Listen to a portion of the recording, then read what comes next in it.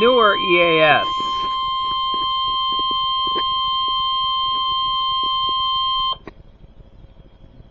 The National Weather Service in Louisville has issued a severe thunderstorm warning for northern Hancock County, northwest Kentucky, southern Perry County, and south central Indiana until 4:45 p.m. Central Daylight Time.